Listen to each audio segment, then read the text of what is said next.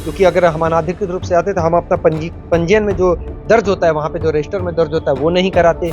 सारी चीज़ों में हम अंदर थे, सारी चीज़ों की वीडियो रिकॉर्डिंग हुई है। जी, हम कह रहे हैं कि जिस प्रकार से उन्होंने एक अनर्गल आरोप हमारे पर लगाया है और उन्होंने, हम जो मीडिया के माध्यम से हमने देखा है उसमें उन्होंने कहा है कि ईवीएम के साथ में छेड़छाड़ की गई है। उल्लंघन हमने नहीं किया, उन्होंने आदर्श आचार संहिता का उल्लंघन किया। बिना अनुमति के धरना प्रदर्शन करना धारा 144 का उल्लंघन है, उन पर कार्रवाई होनी चाहिए। भारतीय जनता पार्टी के माध्यम से कल मतगणना केंद्र के समक्ष धरना दिया गया, जिसमें कांग्रेस के पदाधिकारी व निर्वाचन के जो अधिकारी हैं उन पर गंभीर आरोप लगाए गए थे।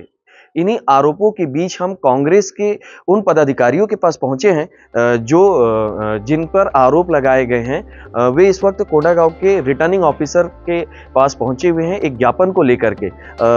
गीतेश गांधी हमारे साथ मौजूद हैं जो कांग्रेस के महामंत्री हैं। गीतेश जी, कल हुआ क्या था, वाकया क्या था?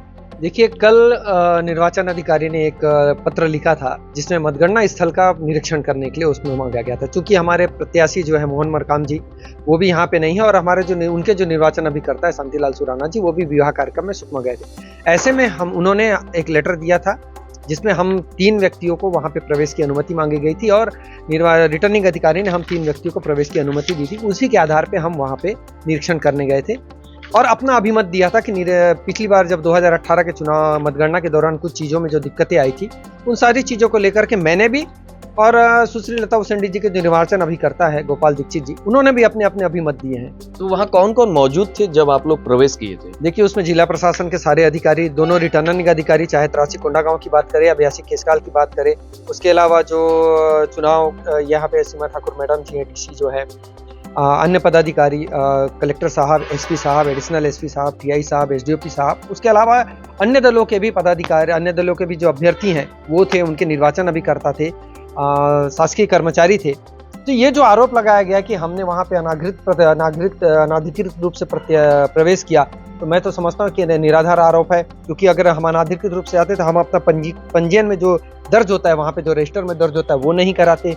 सारी चीज़ों में हम अंदर थे, सारी चीज़ों की वीडियो रिकॉर्डिंग हुई है। एक दिन के बाद आप लोग रिटर्निंग ऑफिसर के पास पहुंचे हैं, क्या मांग लेके आए हैं? जी, हम कह रहे हैं कि जिस प्रकार से उन्होंने एक अनर्गल आरोप हमारे पर लगाया है कि हमने वहाँ पे अनाधिकृत प्रवेश किया, हम पर कार्रवाई की मांग कर रहे हैं और उन्होंने, हम जो मीडिया के माध्यम से हमने देखा है उसमें उन्होंने कहा है कि ईवीएम के साथ में छेड़छाड़ की गई है। 4 लेयर की सुरक्षा में जहाँ परिंदा पर नहीं मार सकता, बिना अनुमति के जहाँ पे जिला प्रशासन के अधिकारी नहीं जा सकते, तो वहाँ हमारा प्रवेश संभव है क्या? तो हम तो कहते हैं कि उन्हें हम पे भरोसा नहीं है, हमें कोई दिक्कत नहीं है। कम से कम अपने निर्वाचन अभिकर्ता से पूरे मामले की जानकारी लेते हैं, उनसे पूछते हैं कि मामला क्या था। आप लोग जांच की मांग को लेकर? जी बिल्कुल, हम तो कह रहे हैं कि जांच की मांग करें और जिस प्रकार से हम तो कहते हैं कि उल्लंघन हमने नहीं किया, उन्होंने आदर्श आचार संहिता का उल्लंघन किया। बिना अनुमति के धरना प्रदर्शन करना धारा 144 का उल्लंघन है, उन पर कार्रवाई होनी चाहिए। हमने तो किसी नियमों का कोई उल्लंघन नहीं किया। हम तो जो विधिवत सारी चीजें हैं, विधिवत हम अपना अनुमति लेकर के प्रवेश किए हैं। जी, तो ये थे गीतेश गांधी जो बता रहे थे कि विधिवत वे प्रवेश किए थे, लेकिन भारतीय जनता पार्टी ने धारा 144 और आदर्श आचार संहिता का उल्लंघन किया है, जिसके चलते जांच के बाद जो भी दोषी हो उनके विरुद्ध कार्रवाई हो। IBC 24 की खबरों और अपडेट्स के लिए YouTube के इस चैनल को सब्सक्राइब करना ना भूलें, साथ ही बेल आइकॉन जरूर दबाएं। IBC 24 के लिए अंजय यादव।